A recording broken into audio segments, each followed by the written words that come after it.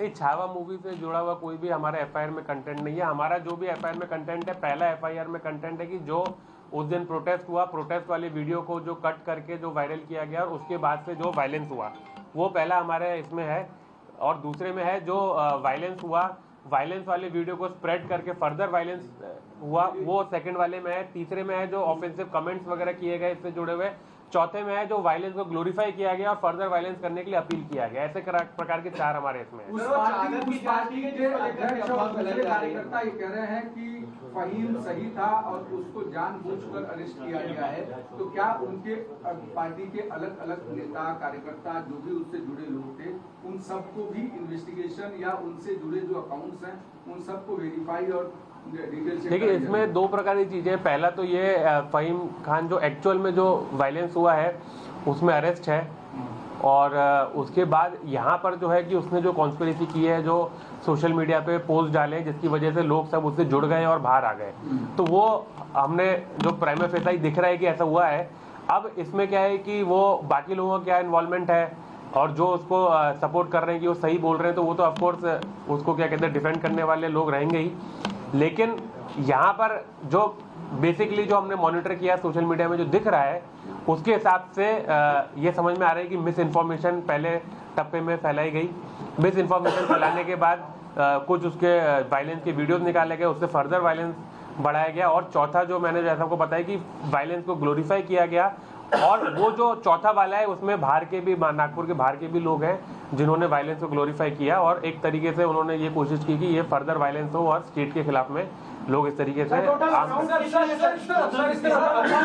धारा जिस एफआईआर में लगी है उसमें क्या फहीम खान का नाम है? हाँ है, क्या उसके ट्विटर हैंडल का नाम है या उसके फेसबुक हैंडल का जिक्र है? उसमें है, उनके सोशल मीडिया के हैंडल का जिक्र है। इसमें कोई अभी तक की जांच में कोई टेरर एंगल आपको दिखता है? नहीं, टेरर एंगल का तो मैं नहीं बता सकता, लेकिन ये एंगल जरूर है कि जो वायलेंस जो हुआ है उसको ग्लोरीफाई किया गया और उसको और फर्दर वायलेंस करने के लिए इंसाइट किया गया। और जिस तरीके से अगर पुलिस पर पथराव उस दिन हुआ था, तो उस चीज को उन्होंने ग्लोरीफाई किया और उसको उन्होंने कहा कि ये सही हुआ और ये होना चाहिए इस तरीके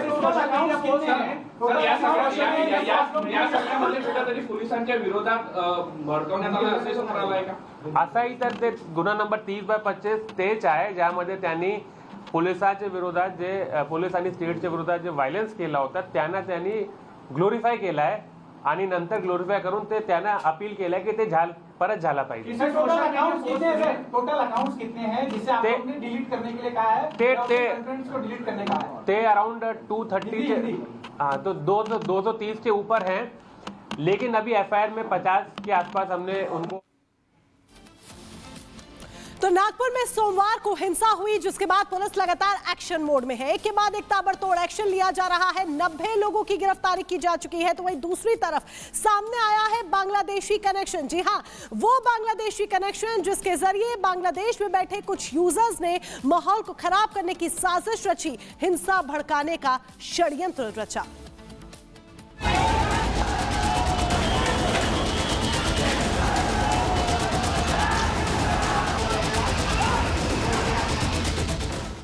देखा जाता है कि जब भी कोई हिंसा होती है तो उस हिंसा को भड़काने में सोशल मीडिया को एक बड़े हथियार की तरह इस्तेमाल किया जाता है। और यही नागपुर में 17 मार्च की उस दरमियानी रात भी हुआ, जिस रात नागपुर के महाल इलाके में हिंसा भड़की थी।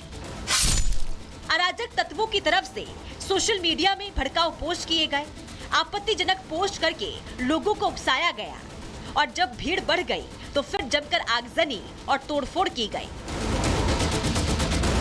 हैरानी इस बात की है कि सोशल मीडिया पर जो लोग भड़काऊ पोस्ट कर रहे थे उसमें बांग्लादेश के कुछ लोग भी शामिल हैं।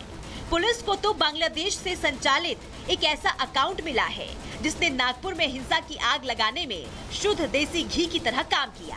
बांग्लादेशी यूजर ने हिंसा के बाद धमकी भरा पोस्ट करते हुए तो यहाँ तक लिखा कि सोमवार के दंगे तो सिर्फ एक छोटी घटना है, भविष्य में तो और भी बड़े दंगे किए जाएंगे। अब नागपुर हिंसा में नफरत की आग लगाने वाला ये बांग्लादेशी नागरिक कौन है और उसका नागपुर से क्या लेना देना है, इसका पता लगाया जा रहा है। साइबर सेल ने तो मेटा से संपर्क कर उस अकाउंट को ब्लॉक करने की अपील तक कर दी है, लेकिन अपनी खैर तो वो लोग बनाए जो उपद्रवी लोकल हैं, क्योंकि पुलिस किसी को भी छोड़ने वाली नहीं है और ना ही सीएम फडणवीस उपद्रवियों पर किसी तरह की दया दिखाने के मूड में दिख रहे हैं। ज्यांनी पोलिसांवर हल्ला केलेला आहे त्यांना कबरीतने खोदून काढू, सोडणार नाही। बाकी सगळ्या गोष्टी क्षम्य आहेत, पण पोलिसांवर हल्ला हा क्षम्य नाही। त्यामुळे त्यांच्यावर जी स्ट्रिक्टेस्ट कारवाई आहे, नागपूरमध्ये कधीही दंगल झालेली नाही। त्यामुळे परवाचा झालेला इन्सिडन्स हा काही लोकांनी याच्याकरता काही हा समाज तो समाज असं नाही, पण काही लोकांनी हा जाणीवपूर्वक केलेला त्या ठिकाणी लक्षात येतो।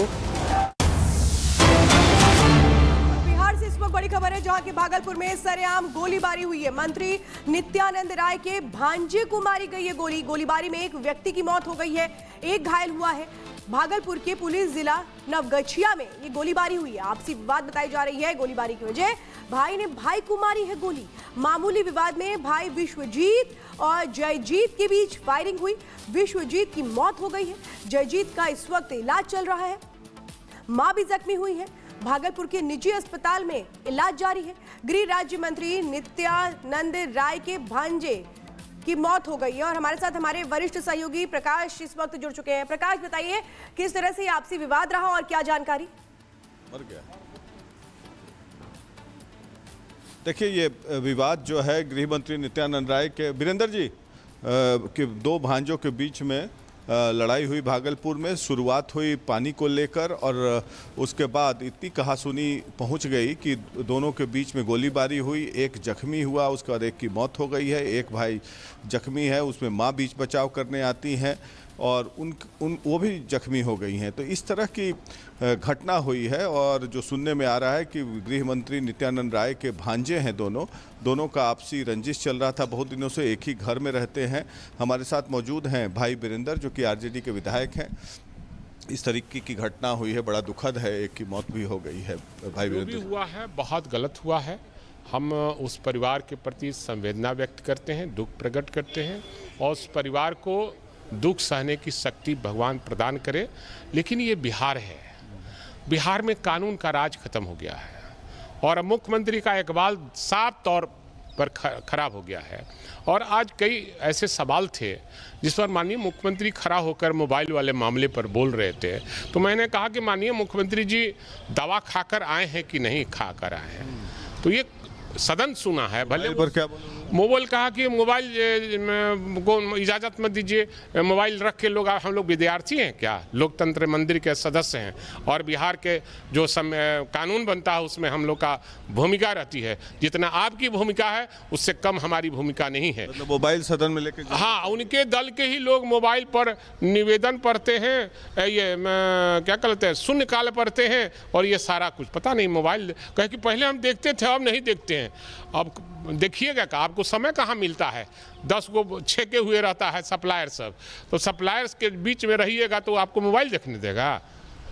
तो ये थे भाई वीरेंद्र, आरजेडी के विधायक, कानून व्यवस्था पर सवाल उठा रहे हैं। और ये जो घटना हुई है नित्यानंद राय के भांजों के बीच में, ये गोलीबारी तक पहुंच गई। छोटी सी विवाद ने बड़ा तुल ले लिया और उसके बाद पानी को लेकर विवाद हुआ और पानी से भी बड़ी बात होगी। घर में आपसी रंजिश थी, उसको लेकर विवाद हुआ। मां बचाव करने गई, वो भी जख्मी हो गई हैं। Back to you. बिल्कुल प्रकाश जी, जिस तरीके से आप बता रहे हैं, लेकिन ये विवाद काफी पुराना रहा है और अब फायरिंग में मौत भी हो गई।